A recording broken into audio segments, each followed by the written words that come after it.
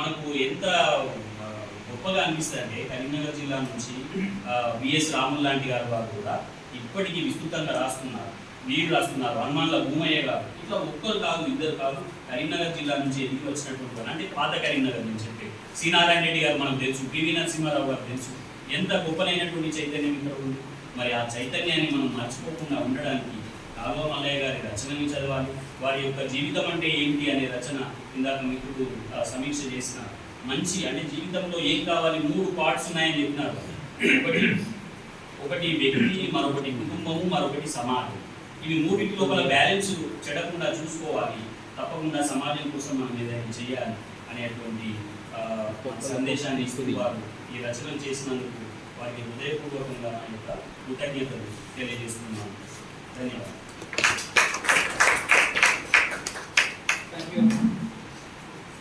Thank you sir. కాలువ మల్లయ్య గారి సాహిత్యం గురించి కానీ జీవితం గురించి కానీ కళ్ళకు కట్టినట్టుగా వర్ణించడం జరిగింది సార్. నిజంగా మీరు చెప్పకపోతే ఈ విషయాలు సార్ గురించి మాకు కూడా తెలిసినవి కావు. నిజంగా సారు అన్ని రంగాల్లో మనకంటే చాలా పెద్దవాళ్ళు, అనుభవించే కానీ చదివితే కానీ చాలా పెద్దవాళ్ళు. ఇప్పటికి కూడా వాళ్ళు రచన చేస్తారంటే నిజంగా వారి ఓపికకి మెచ్చుకోవాలి. Thank you once again sir. ఇప్పుడు మన బాలసాని కొబ్బయ్య గారిని సారి పుస్తకం శుభాశంసల మీద సమీక్ష చేయవలసిందిగా కోరుచున్నాను.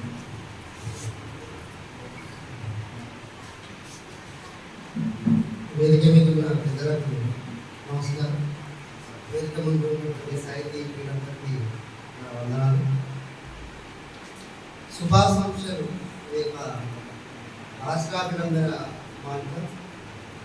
ఇందులో కాలువ మల్లయ్య గారు 3 విభాగాలుగా చేశారు. ముఖ్యంగా వాళ్ళ అబ్బాయి పుట్టినప్పుడు నామకరణ దినోత్సవంగా కరీంనగర్లో కవి సమ్మేళనం పెట్టారు. ఆ కవి సమ్మేళనంలో ఆనాటి వర్త ప్రతిష్ఠులు చాలామంది కవితలు రాసినారు. ముఖ్యంగా కాలువ మల్లయ్య గారి మామగారు ఎస్కే పిల్లయ్య గారు తెలిసినటువంటి గొప్ప శతకర్త. ఆయన తన యొక్క మర్మడి గురించి చక్కటి గేయాన్ని రాష్ట్రంలో, ఆ తర్వాత శ్రీరంగస్వామి గారు వరంగల్ నుంచి శ్రీలేఖ సాహితీ సంస్థ అధ్యక్షుడు ఉన్నటువంటి శ్రీరంగస్వామి గారు, అలానే కాలువ మల్లయ్య సార్ వల్ల గురువు గారు మహేశ్వరి గారు చక్కటి కవితలు అందించారు. ఇక్కడ కాలువ మల్లయ్య గారు మనం ఉన్నటువంటి వేదిక నేను మడికి సింగర వేదికగా భావించుకుంటున్నాను.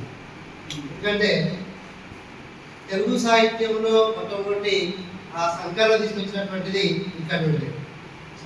అటువంటి ఈ వేదికను నేను మడికి సింగర వేదికగా నేను భావించుకుంటున్నా. మరి మడికి సింగర వేదిక ముందు గొప్ప వాళ్ళు ఉన్నారు. కాలువ మల్లయ్య గారు ముఖ్యంగా గూడూరు సీతారాం లాంటి వాళ్ళు తెలంగాణ యాసను తీసుకొని రాసినట్టుగా, అలానే చాగంటి సోమయాజులు గారు ఆంధ్రలో తూర్పు గోదావరి పశ్చిమ గోదావరి ప్రాంతంలో యాస రాసినట్టుగా, ఇక్కడ కాలువ మల్లయ్య గారు తెలంగాణ యాసలో చాలా చక్కగా కథలు చిత్రీకరించినారు. మరి ఇందులో చాలా విషయాలు అంటే ముఖ్యంగా ఉద్యోగరీత్యా తాను ఎన్టీపీసీలో ఉన్నటువంటి ఎఫ్ఐలో ఉన్నటువంటి సందర్భంలో రాసినటువంటి కవిత్వం కూడా ఇందులో చక్కగా పొందుపరిచినారు. అంటే ఆ రోజుల్లో అంటే అక్కడనే తన యొక్క సాహిత్యానికి ఎక్కువగా సాహిత్య సృజన చేసింది కూడా అక్కడే అన్నట్టుగా నేను భావించాను. అయితే ముఖ్యంగా కాలువ మల్లయ్య గారి మొదటి కథ పెళ్లి కథ అది సుజాత పత్రికలో ఆ రోజుల్లో అచ్చయింది. ఆ తర్వాత అప్పటి నుండి తన యొక్క కథా సాహిత్యము సుదీర్ఘంగా కొనసాగుతుంది. అలానే ఇందులో ముఖ్యంగా ఈ పుస్తకానికి ఆచార్య కుంక యాదగిరి గారు ముందు మాట రాస్తారు. మొదటి భాగంలో 18 కవితలు ఉన్నాయి, రెండో భాగంలో 11 కవితలు ఉన్నాయి. అలానే వాళ్ళ యొక్క పిల్లలు అమ్మాయి మరియు అబ్బాయి వీళ్ళ యొక్క వివాహాలకు సంబంధించినటువంటి అంశాలు కూడా చక్కగా పొందుపరిచినారు. అలానే మూడవ విభాగంలో ముఖ్యంగా తాను మొదట్లో కవిత్వం రాసినారు. అంటే తన యొక్క విద్యార్థి దశలో వాళ్ళ తెలుగు ఉపాధ్యాయుడు చెప్పినటువంటి పాఠాన్ని విని బాగా ఇన్స్పైర్ అయ్యి తొలి కథ పద్యం రాసినారు. కందంపు తిన్నవారికి కందం బవలీలవచ్చు కవితయు ఇచ్చును మందమగుణాల్క చల్లును విందగు హృదయమునకు మాట వినుడి కనుడి. ఈ పద్యాలు రాసి గురువు గారికి ఇస్తే, నువ్వు ఇది ఏ కులం, నువ్వు పద్యం రాస్తావా, నీకు ఇంత గొప్పవాడివా, పద్యం అంటే పండితులు మాత్రం రాయాలి, అగ్ర వర్ణాల వారు మాత్రం రాయాలి, నువ్వు గొల్లపురానికి చెందినటువంటి వ్యక్తి, నువ్వు రాస్తావు అని చెప్పేసి చాలా ఈరోజు మాట్లాడారు. అప్పుడు తాను విద్యార్థి ఉన్నాడు కాబట్టి సానుభూతి ఏం మాట్లాడలేకపోయాడు. ఇంటికి వెళ్ళి వాళ్ళ నాన్న ముందు గొడవడు ఏడ్చిన. అంటే ఆనాటి ఆ పరిస్థితులు ఆ విధంగా ఉన్నాయి. మరి తాను ముక్కవోని దీక్షతోటి తన తండ్రి ఇచ్చినటువంటి ఒక నమ్మకం, అంటే ఒక ఆత్మవిశ్వాసాన్ని అప్పటి నుండి ఉల్కొల్పినాడు కాబట్టి తాను ఆ పద్యాలు రాయడం మొదలుపెట్టాడు. ఆ తర్వాత మళ్ళీ వచన సాహిత్యంలోకి రావడం జరిగింది. అలాగే 6వ తరగతిలో మన మిత్రుడి గురించి పి మల్లయ్య అంట. ఆ మిత్రుడు ఇద్దరి మధ్య గొడవ జరిగితే ఆ గొడవని పద్య రూపంలో రాసినారు. నన్ను కొడుతా ఉరయంచు నాలుగంతయు వలిసి కళ్ళు లోతుకు చేసి పళ్ళు తెరిచి. అంటే ఆశువుగా అప్పటికప్పుడే ఆ పద్యాన్ని రాయడం అనేది ఆ గొప్ప విషయం. అంటే ముఖ్యంగా ఈ 3వ భాగంలో ఎక్కువగా అవ్వ నాయన నాయనమ్మ యాదిలో అనేటువంటి అంశాలు తీసుకొని చాలా గొప్పగా రాసినారు. ముఖ్యంగా నాయనమ్మ యాదిలో రాసినటువంటిది అది ఇంకా దీర్ఘ కవితగా ఇంకా పెద్దగా రాసినారు. బాగుంటుంది సార్. ఇంకా అంటే మామూలుగా దాదాపు 10 పేజీలు రాసినారు నాయనమ్మ యాదిలో. అంటే ఆ కాలం లాంటి పరిస్థితులు నేడున్నటువంటి పరిస్థితుల్ని తీసుకున్నారు ముఖ్యంగా. అంటే నేటి పిల్లలు ఎలా ఉన్నారు, ఆనాటి కాలం పిల్లలు ఎలా ఉన్నారు అంటే ఆ కళలో నాయనమ్మ కనిపించి మాట్లాడినటువంటి విషయాన్ని చాలా చక్కగా నాయనమ్మ ఆ రోజుల్లో మమ్మల్ని ఎంత బాగా చూసుకున్నాం, మరి ఈ రోజుల్లో పిల్లలు ఒక విధంగా ఉన్నారు, ఆ రోజుల్లో పిల్లలు ఆహార అలవాట్లో కూడా చాలా మార్పులు వచ్చినాయి అని చెప్పేసి ఆ దీర్ఘ కవితగా రాసుకున్నారు. అలానే అబ్బా ఆ స్మృతి కవిత్వం రాసుకున్నారు, నాయన స్మృతి కవిత్వము రాసుకున్నారు.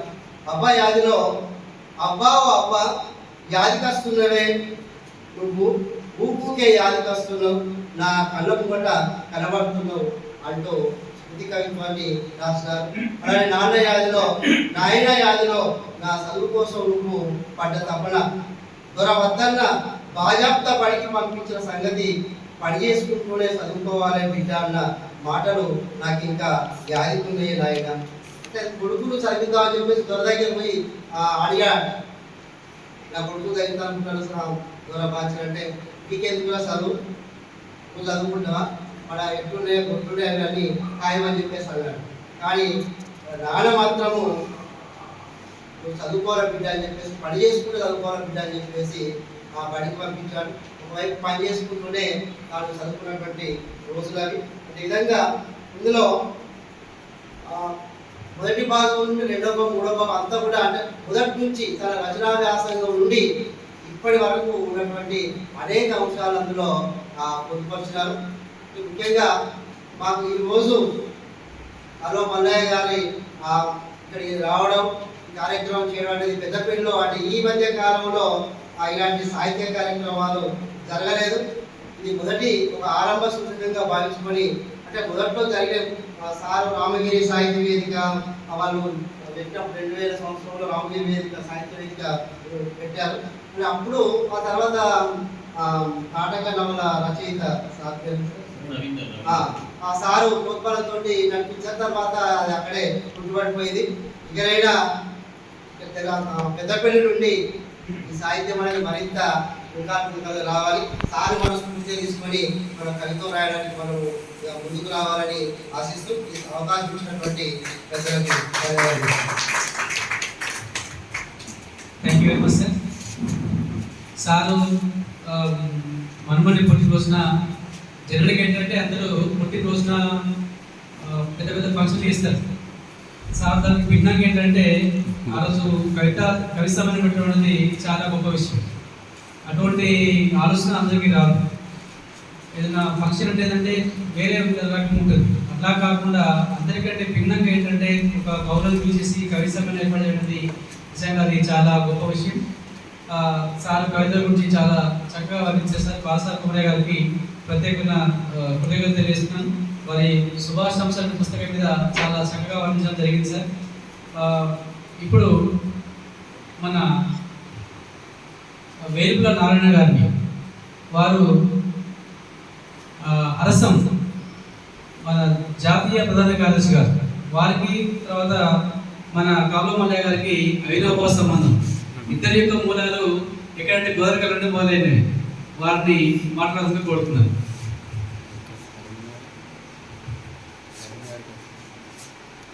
ఈ సమావేశానికి అధ్యక్షత వహించిన మిత్రులు రవీంద్ర, ఈ సమావేశానికి ముఖ్య అతిథి వచ్చేసిన మన అడిషనల్ కలెక్టర్ శ్యామప్రసాద్ రావు గారు, ఆడియో గంగయ్య గారు, అత్యంత ఆత్మీయ మిత్రులు వచ్చా లేకుండా పెద్దవారు, చాలా పెద్దవారు కాలువ మల్లయ్య గారు, అదేవిధంగా అందుకే మన మరో మిత్రులు వెంకటేశ్వర గారు, శ్రీనివాస్ గారు, మిత్రులు అందరికీ నమస్కారం. కాలువ మల్లయ్య గారి గురించి మనం ఎంత చెప్పుకున్నా తక్కువనే. రోజుల తరబడి ఆయన సాహిత్యం మీద, ఆయన జీవితం మీద మనం మాట్లాడుకోవచ్చు. ఈ గంట 2 గంటలు మనం మాట్లాడుకునేది చాలా చాలా చాలా ఒక అనువులాగా మనం భావించవచ్చు. అంతకుమించి ఏం చెప్పాను, ఎందుకంటే మాట్లాడే అవకాశం కూడా ఎక్కువ లేదు. పెద్దలు ఒక 2 నిమిషాలు నేను చెప్తాను. కాలువ మల్లయ్య గారు దాదాపు 80వ దశకం ప్రజా ఉద్యమాలు ఉవ్వెత్తున లేస్తున్న పారిశ్రామిక ప్రాంతంలో ఆ ప్రభావంతో కథా సాహిత్యాన్ని భుజాల మీద వేసుకొని ముఖ్యంగా ఎక్కువ కృషి కథల మీదనే చేశారు. మిగతా ప్రక్రియల కన్నా ఎక్కువ కృషి కథల మీదనే చేశారు. అప్పుడు 82 ప్రాంతంలో నేను హైదరాబాద్ నుండి గోదావరికి రావడం, అప్పుడు చాలా చేతిన రచయితలు అందరూ కాలువ మల్లయ్య గారు, మజిలీ శివకుమార్ ఒక కవిగా, ఆడవి లక్ష్మీపతి అప్పుడప్పుడే కథలు రాస్తున్నాడు. మా దగ్గరికి వస్తే సింగరేణి బొగ్గంలో అప్పుడప్పుడే కథలు రాయడంలో తరబీ తీసుకుంటున్న రఘుత్తం రెడ్డి గారు, ఇట్లా అప్పుడప్పుడే నేను జస్ట్ పాటలు రాయడం నుండి ఇటు డైవర్ట్ అయినాము. ఆ విధంగా మీరు కలిసి పనిచేయడము, ఆ పారిశ్రామిక ప్రాంతంలో సభలు పెట్టడము, సరే సాహిత్య సంఘాలు ఒక దిక్కు ఉంటే అభ్యుదయ దృక్పథంతో, అభ్యుదయ భావజాలంతో మేమందరము అనేక సదస్సులు నిర్వహించాము, అనేక సాహిత్య కార్యక్రమాలు చేశాము.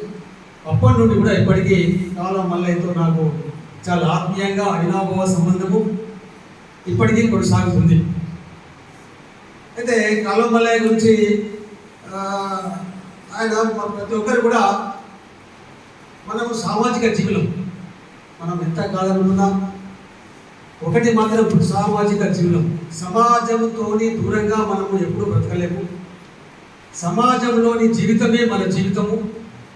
ఆ సామాజిక దృక్పథంతో, వైయక్తిక దృక్పథం ఎప్పటికి ఉన్నప్పుడు కూడా సామాజిక దృక్పథంలో ఒక భాగం వైయక్తిక దృక్పథం అనే ఒక ఆలోచన ధోరణితో ఆయన సాహిత్యం అంతా మనం చూడవచ్చు. ఆయన ఏ కథ తీసుకున్నా, ఏ నవల తీసుకున్నా సామాజిక జీవితమే దాంట్లో మనం ప్రతిబింబిస్తుంది. ఆయన ఒక సామాజిక వ్యక్తి, సామాజిక జీవితమే ఆయన జీవితం. కాబట్టి తెలంగాణ జనజీవితం ఆయన సాహిత్యంలో ఎక్కడ చూసినా అదే కనపడుతుంది. కష్టాలు, నష్టాలు, బాధలు, ఉద్యమాలు, అదేవిధంగా ఇంకా రకరకాలుగా మనం చూస్తాం దాంట్లో. అయితే నేను ఆయన చాలా పుస్తకాలు చదివిన, బతుకు పుస్తకం, వెతుకు పుస్తకం, లేకుంటే ప్రగతిశీల కథా సాహిత్యం, ఆయన పిహెచ్డి చేసిన ప్రగతిశీల కథా సాహిత్యము నిజంగా చెప్పాలంటే కథల్ని మనము దాంట్లో అంటే సాహిత్యం ఏ విధంగా ఉండాలి, కథా సాహిత్యం అనేది ఏ విధంగా ఉండాలి, కొత్తగా వస్తున్న వాళ్ళు ఏ విధంగా ఆ కథా సాహిత్యాన్ని మనము రాయాల్సిన అవసరం ఉంది అనేది ఓనమాలలాగా మనం నేర్చుకోవాల్సిన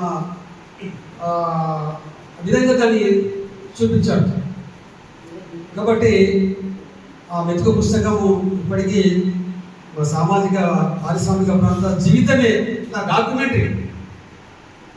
కాలం వల్ల అంటే సామాజిక జీవితానికి ఒక డాక్యుమెంటరీ, వేరే కాదు ఒక డాక్యుమెంటరీ. ఇది వేరే వివిధ అవసరం లేదు, వేరే అవసరం లేదు. ఒక సామాజిక జీవితానికి, పోరాట జీవితానికి, ఉద్యమ జీవితానికి ఆయన కథలన్నీ ఒక డాక్యుమెంటరీ, ప్రతి ఒక్కరు చదవాల్సిందే. కాబట్టి ఆయన మా అరసంతో అప్పటి నుండి ఇప్పటి వరకు కూడా కొనసాగుతున్నాడు. ఈ మధ్యలో రాజసభ అధ్యక్ష వర్గ సభ్యులుగా ఆయన మా రసానికి అవినాభావ సంబంధం కలిగి మాతో మమేకమై మా భావజాలంతో ముందుకు వస్తూ మిగతా అన్ని సంఘాలతో కూడా ఆయన సంబంధాలు లేవు, అన్ని సంఘాలతో ఆయన మమేకమవుతూ పనిచేస్తున్నారు. ఆయన జీవితం కూడా మరింత ఇప్పటికే ఆదర్శప్రాయం, సాహిత్య ఆదర్శప్రాయంగా మనందరికీ కూడా ఒక మార్గదర్శకుడుగా ఆయన మరింత పొదదైన ఇప్పుడు చాలా మటుకైన ఇది వ్యాసాలు రాస్తున్నారు. బహుశా కథా సాహిత్యం నుంచి కొద్దిగా ఎందుకో అది అయిపోయి వ్యాసాలు రాస్తున్నారు. అది కూడా ఒక ప్రక్రియ, వ్యాసాలు రాస్తున్నాడు. అసలు ఏ ప్రక్రియ అయినా నిత్య సృజనశీలు కాలం మల్లయ్య గారు. ఆ సృజన ఎల్లవెల్ల మీరు కొనసాగిస్తారని మీకు ఈ సందర్భంగా అభినందనలు తెలియజేస్తూ ఈ అవకాశం ఇచ్చిన తెలంగాణ రచయితల వేదికకు ధన్యవాదాలు తెలియజేస్తూ ముగిస్తుంది. ఎందుకంటే ఇది ఎక్కువ మాట్లాడే వేదిక కాదు, ఎక్కువ మాట్లాడే అవకాశం కూడా లేదు. అందరికీ కూడా ధన్యవాదాలు. థ్యాంక్ యూ వెరీ మచ్ అండి. చాలా చక్కగా చెప్పడం జరిగింది కౌలమల్లయ్య గురించి. తర్వాత ఇప్పుడు మన ముఖ్య అతిథి పిలవగానే సార్ ఇట్లా తెలంగాణ రచయితల వేదిక తరఫున మేము ఒక కార్యక్రమం చేస్తున్నాం సార్, మీరు తప్పకుండా రావాలి అడగగానే అంగీకరించి మా ఆహ్వానాన్ని మన్నించి వచ్చిన అదనపు అడిషనల్ కలెక్టర్ గారు శ్రీ జేవి శ్యాంప్రసాద్ గారిని మాట్లాడుతూ కోరుతున్నాను. అది ఒక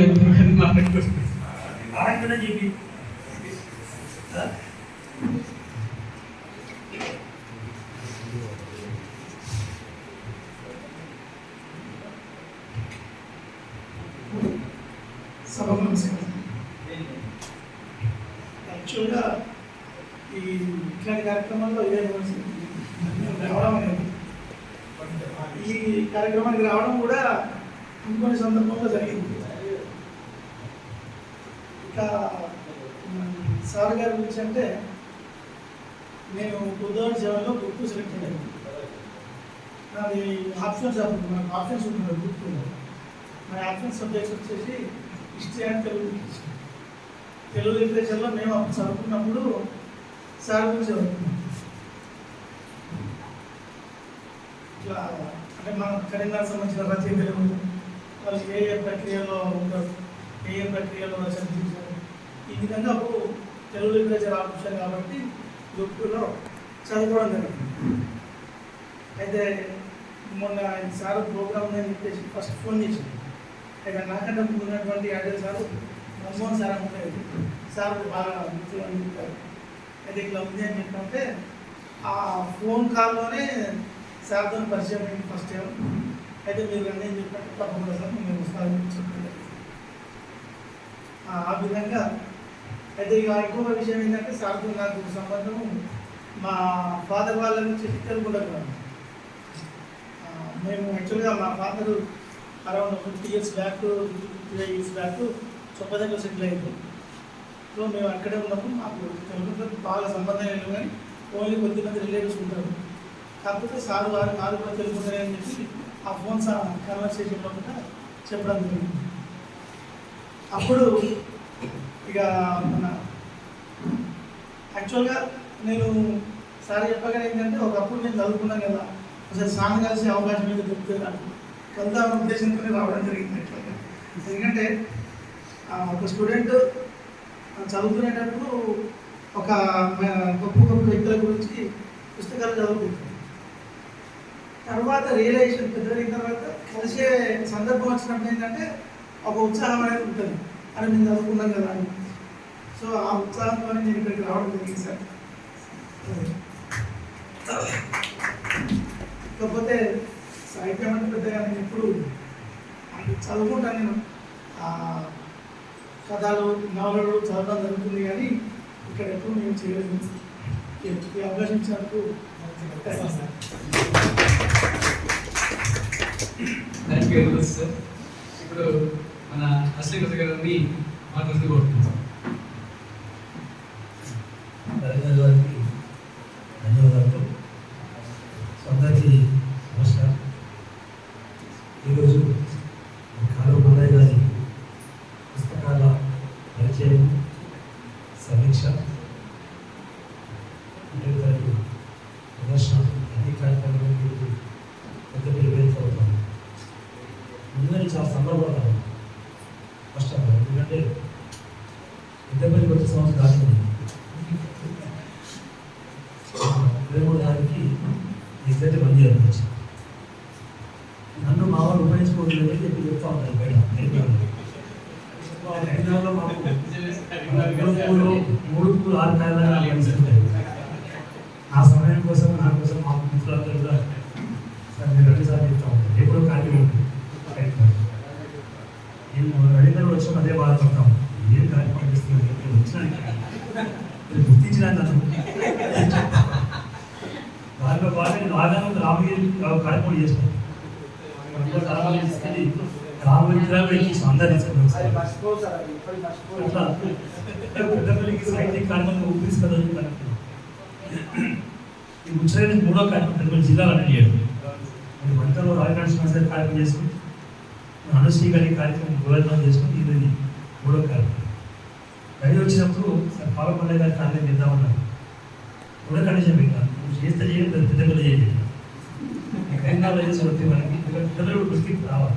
ఆ స్వార్థం అది అంటే ఎక్కడ కరీంనగర్ ఏమన్నా కూడా అథారిటీ వచ్చాక అథారిటీ నుంచి ఉన్నారు కదా, అమ్మాయిలు అమ్మాయిలు అయిపోయింది. ఇక్కడ మన కార్యస్థానం ఇక్కడ దీని మనం కొంచెం గుర్తు చేయాలి. సో మల్లయ్య గారి కార్యం ఎక్కడ చేద్దామని చెప్పి చేస్తాం. మరి వేదిక ఇక్కడ అంటే మాకు ఆపత్తులు మా గాయత్రి సీన్ అనిపిస్తూ ఉంటుంది. మన కార్యక్రమం ఏదో ఒక వేదిక దొరుకుతున్నారు అని చెప్పి సీన్ చెప్పారు. సో అట్లా ఈ కార్యక్రమం ఇక్కడ ఫిక్స్ అవ్వడం జరిగింది.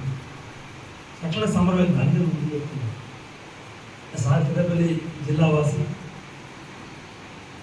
అందువల్ల ఏ రకమైన ఇక్కడ పెట్టడం ఈ సంబంధించిన కార్యక్రమం చెప్పి నిర్మించాలి. పత్రికా పరంగా కవరేజ్ ఎక్కువ వస్తుందో నాకు తెలియదు, కానీ కవరేజ్ పరంగా ఇది వీకుంటూ ఉండొచ్చు. కానీ మిగతా అన్ని విషయాలు మాత్రం ఇది ఒక మంచి ప్రారంభం చెప్పి అనుకుంటాము.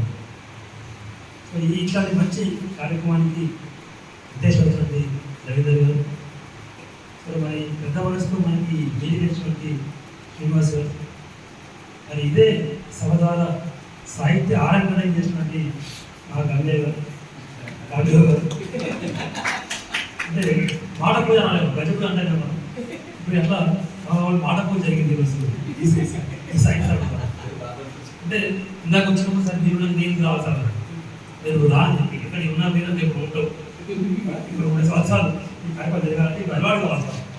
ఇక్కడ మంచి పక్కన కూర్చో నీకే మాట్లాడుతుంది చెప్పి ఏం మాట్లాడాలి సార్, ఏం పక్కన కూర్చొని వస్తుంది అంటే ఏం చెప్తారు అంటే పక్కన కూర్చొని మధ్యలో మాట్లాడారు. సో మా వైపు నారాయణ రోజు నారాయణ గారి కవిత లేకుండా మాకు సమూహం ఉండదు. ప్రతిరోజు ఒక కవిత పోస్ట్ చేస్తూ ఉంటాం. ఈ కాలం చూస్తున్నాం, రోజు మన గ్రూప్లో చూస్తున్నాం కాలం.